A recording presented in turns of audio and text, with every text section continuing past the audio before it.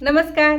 आज आपण साबुदाणा बटाटा पळी पापड अतिशय सोप्या पद्धतीने आणि अचूक प्रमाणात कसे तयार करायचे हे पाहणार आहोत.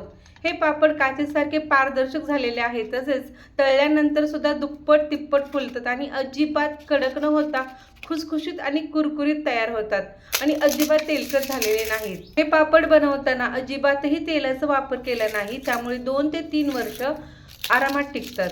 खास ट्रिक वापरून हे पापड तयार केलेले आहेत, त्यामुळे न चुकता झटपट तयार होतात. तर चला रेसिपी पाहूया. साबुदाणा बटाट्याचे पापड बनवण्यासाठी मी इथे अर्धा किलो चांगल्या क्वालिटीचा साबुदाणा घेतला आहे. पाण्याचे अचूक प्रमाण समजण्यासाठी साबुदाणा सुरुवातीलाच मोजून घ्यायचा. साबुदाणा तुम्ही कोणत्याही भांड्याने मोजू शकता. मी ग्लासने मोजलेला आहे, 2 ग्लास आणि वरती थोडासा भरलेला आहे, म्हणजे 2.25 ग्लास भरलेला आहे. आता हा साबुदाणा आपल्याला 2 ते 3 पाण्याने चांगला धुवून घ्यायचा आहे. तर बघा, सगळं स्टार्च आहे ते पांढरं सगळं वरती येतं. साबुदाण्यामध्ये काही धूळ असेल तीही निघली जाते. 2 ते 3 पाण्याने स्वच्छ धुतल्यानंतर साबुदाणा हलका होतो आणि थोडंसं अंगापुरतं पाणी घालून आता मी भिजत ठेवलेला आहे. आता पातेल्यावर झाकण ठेवू आणि हा साबुदाणा 2.25 ग्लास भरलेला आहे. तर आता त्याच्या डबल आपल्याला पाणी घ्यायचं आहे. ते एका पातेल्यामध्ये बरोबर 4.5 ग्लास मी पाणी घेत आहे. इथे साबुदाणा भाजून मिक्सरला पीठ करून न घेता आपल्याला साबुदाणा हा चांगला भिजवून घ्यायचा आहे. त्यासाठी बघा, इथं पाणी 4.5 ग्लास मी घेतलेलं आहे. आता हे पाणी आपल्याला एका मोठ्या पातेल्यात आता घेत आहे. हे पाणी आपल्याला चांगलं उकळी येऊन द्यायचं आहे. गॅसची फ्लेम मोठी केली आणि पाण्याला चांगली खळखळून उकळी आणलेली आहे इथं. आणि हे पाणी आता या ज्या साबुदाणा आपलं थोडंसं पाणी घालून जो आपण भिजत ठेवला होता त्या साबुदाण्यामध्ये हे पाणी घालून घ्यायचं. आणि पहा, आता हे रात्रभर आपल्याला असं ठेवायचं आहे. हा साबुदाणा आपल्याला 7 ते 8 तास चांगला भिजवून घ्यायचा आहे.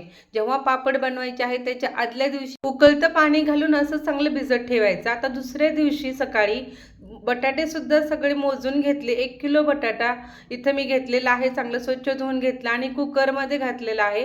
कुकरमध्ये आता आपल्याला मध्यम गॅसवर 3 शिट्टे करून घ्यायचे आहेत. आता कुकरच्या शिट्ट्या होत आहे तोपर्यंत पहा, साबुदाणा पण चांगला भिजलेला आहे, चांगला फुललेला आहे. तुम्ही इथे पाहू शकताय बघा, साबुदाण्याचा प्रत्येक दाणा हा चांगला मोतेसारखा झालेला आहे आणि एकदम गाळ चांगलं भिजलेला आहे. इथे बघा, मी बोटांनी सुद्धा दाबून पाहिलं आणि बटाटे सुद्धा आता थंड झालेत, सोलून घेतले आणि स्मॅशरने असे ओबडधोबड बारीक करून घेत आहे. आपल्या इकडे बऱ्याच स्त्रिया या शेतामध्ये काम करतात, तसेच बाहेर ठिकाणी काम करतात, त्यामुळे त्यांना असे वाळवणीचे पदार्थ बनवायला वेळ मिळत नाही. त्यामुळे अचूक प्रमाणात आणि अतिशय सोप्या पद्धतीने ही मी पापड बनवण्याची सोपी पद्धत तुमच्या बरोबर शेअर करत आहे. आता हा भिजलेला साबुदाणा आहे मिक्सरच्या भांड्यात घालून घेऊ आणि जो बटाटा आहे तोही घालून घेतला आणि इथं मिक्सरला आपल्याला फिरवून घ्यायचं आहे. इथं गरजेपुरतं पाणी आपल्याला घालणं जरुरी आहे आणि पाणी घालून मिक्सरला चांगली पेस्ट बनवून घेतली. आता ही झालेली पेस्ट आपण एका पातेल्यात काढून घेऊ. आता या पद्धतीने इतर साबुदाणा आणि हा बटाटा सुद्धा सगळं असंच फिरवून घ्यायचं आहे.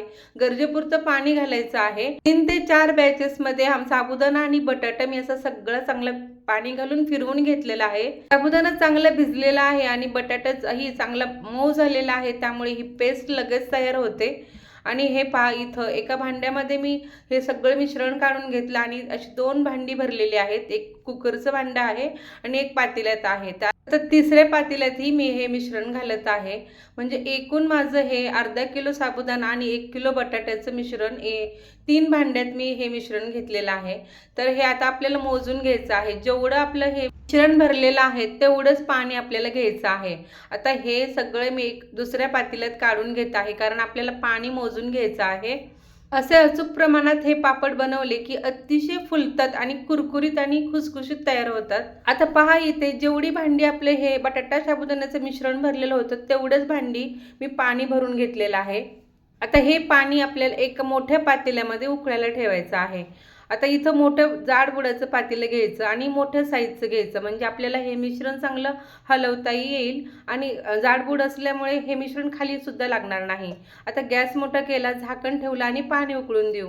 तर हे पापड बनवण्यासाठी मी हिरवी मिरची घेतली आहे. इथं 20 ते हिरव्या मिरच्या घेतलेल्या आहेत, चांगल्या धुवून घेतल्या. आता ह्या मिरच्या आपल्याला मिक्सरच्या भांड्यात घालून फिरवून घ्यायच्या आहेत. चवीनुसार मीठ घातलं आणि मिक्सरला पेस्ट करून घेतली. तर आता जे पाणी आपण उकळायला ठेवलं आहे त्या पाण्यामध्येच ही हिरवी मिरची आपल्याला घालून घ्यायची. इथं तुम्ही तुमच्या आवडीनुसार ही हिरवी मिरची कमी जास्त हे प्रमाण करू शकता.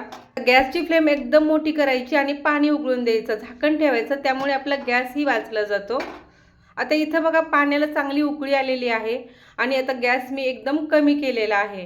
आता ह्या कमी गॅसवरच आपल्याला हे जे पातेलं आपल्याला मिश्रण भरून ठेवलेलं आहे ते सगळं घालून घ्यायचं आहे आणि एकसारखं हलवायचं आहे.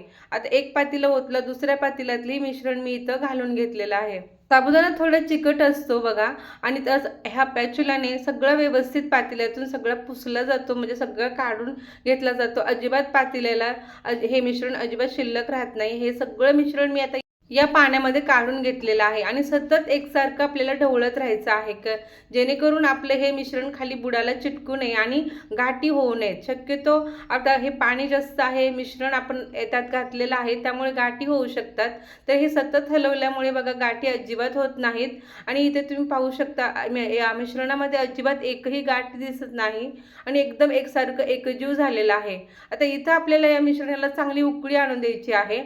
गॅसची फ्लेम मध्यमच ठेवायची, मोठी करायची नाही. आता याला चांगली उकळी आलेली आहे, चांगले 2 उकळे येऊन द्यायचे आहेत आणि नंतर आपल्याला 2 उकळी आल्यानंतर आपल्याला हे मिश्रण 15 ते 20 मिनिटं चांगलं शिजवून घ्यायचं आहे. इथं हे मिश्रण मी चांगलं शिजवून घेतलेलं आहे, पाहू शकताय तुम्ही बघा त्याची क्वांटिटी पण कमी झालेली आहे.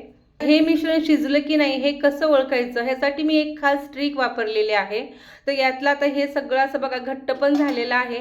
यातलं मिश्रण मी एका पातेल्यात काढून घेतलं आणि इथं तुम्ही पाहू शकताय बघा आपलं मिश्रण सुरुवातीच्या मिश्रणापेक्षा घट्ट झालेलं आहे. पण पळी पापड घालण्यासाठी आपल्याला हे मिश्रण योग्य प्रमाणात करून घ्यायचं आहे. जास्त घट्ट झालं तर पापड चांगले पसरवता येत नाहीत आणि जर पातळ झालं तर पापड पसरले जातात. तर योग्य प्रमाणात शिजवून घेतलं आहे हे समजण्यासाठी मी इथं बघा पळी आहे, त्या पळीला मागच्या साईडला जे मिश्रण आहे त्याला एक अशी लाईन मारून घेतली बोटाने आणि ती लाईन अजिबात मिक्स नाही झाली पाहिजे. हे मिश्रण वरचं मिश्रण हे खाली आलं नाही पाहिजे, तर आपलं हे मिश्रण चांगलं शिजलं आहे असं समजायचं. हे पापड मी सावलीतच सुकवणार आहे. डायनिंग टेबलवरच एक प्लॅस्टिकचं शीट अंथरलेलं आहे आणि त्यावर हे पळी पापड घालून घेत आहे.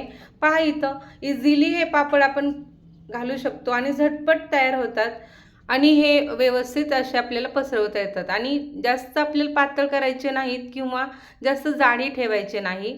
ते हे मी सगळे व्यवस्थित पापड बघा इथं सगळे घालून झालेले आहेत माझे. खाली पण मी एक प्लॅस्टिकचं शीट टाकलेलं आहे, त्याच्यावरही हे पापड घालून घेतले आणि 2 ते 3 दिवस मी घरातच सुकवले. नंतर फक्त 1-2 तासासाठी मी उन्हामध्ये ठेवले होते आणि पहा हे आपले एकदम काचेसारखे पारदर्शक पापड तयार झालेले आहेत. मिश्रणाचं योग्य आणि अचूक प्रमाण असल्यामुळे एकदम पातळ हे पापड तयार झालेले आहेत. तर तेलात तळल्यानंतर पहा एकदम चांगला दुप्पट तिप्पट हा पापड फुलला जातो. चिमट्याने असे पापड चांगले उचलून घ्यायचे आणि तेल नितळून घ्यायचं. असे हे पापड मी तळलेले आहेत, तुम्ही पाहू शकता बघा चांगले सगळे पापड असे चांगले फुललेले आहेत आणि अजिबात तेलकट होत नाहीत. पापड तळलेले आहेत तरी खाताना सुद्धा अजिबात तेल लागत नाही आणि अतिशय कुरकुरीत आणि खुसखुशीत हे पापड तयार होतात. जितक्या वेळा हा पापड दाबला जातो तेवढ्या वेळा असा चुरचूर चांगला आवाज येतो, तुम्ही आवाज ऐकलंच असेल. चांगला साबुदाणा आणि बटाटा शिजवून घेतल्यामुळे हे पापड अतिशय चांगले खायला कुरकुरीत लागतात आणि हे पापड 2 ते 3 वर्ष टिकतात. त्यामुळे अगदी कमी वेळेत आणि झटपट तयार होणारे हे साबुदाणा बटाट्याचे पळी पापड तुम्हाला नक्की करायला आवडतील आणि खायला पण आवडतील.